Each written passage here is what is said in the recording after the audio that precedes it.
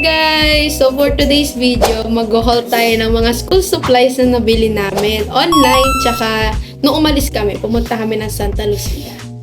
So pinakauna nating i-haul is yung bag na nabili namin sa Secosana. So ito yung nabili namin sa Secosana na bag. Ayan. And paper bag.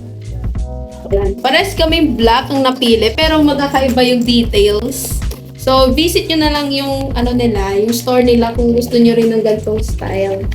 Medyo malaki siya, tsaka kasya siya. Or pwede siya sa mga high school students, senior high, tsaka college.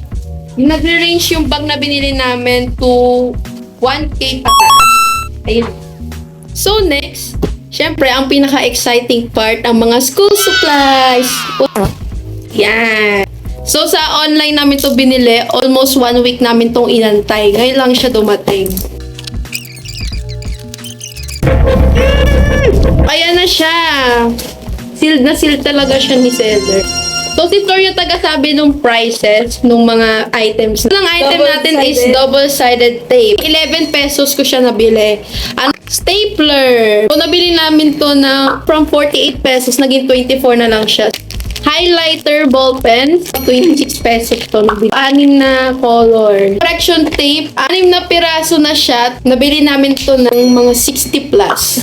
Sketchbook ni Flor. Lagay ko na lang sa screen yung graded pencils ni Flor. 30 pesos pataas. Next, divider. Punta ko mga 20 pesos na refiller. A5. So, ito ay B5.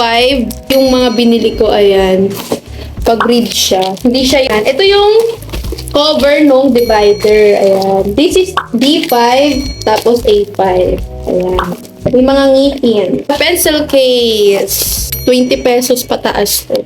Dalawa yung binilan namin para sa amin. Ball pen. 5 pesos ko to nabili lahat ng ball pen. 30 pesos to kasi 5 isa. Red ball pen, 5 pesos ko rin to nabili. So, bali 10 pesos yung dalawa. 5 pesos to.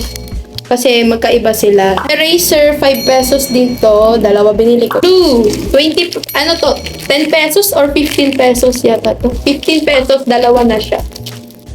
So, yun na lahat guys sa mga pinamili namin. Medyo kulang siya. Kulang yung mga gamit kasi wala dun sa shop. Hindi natin siya na-check out. Tsaka 20 items lang kasi yung pwedeng bilhin. So, yun lang. Paalam! Sana nabudol namin kayo.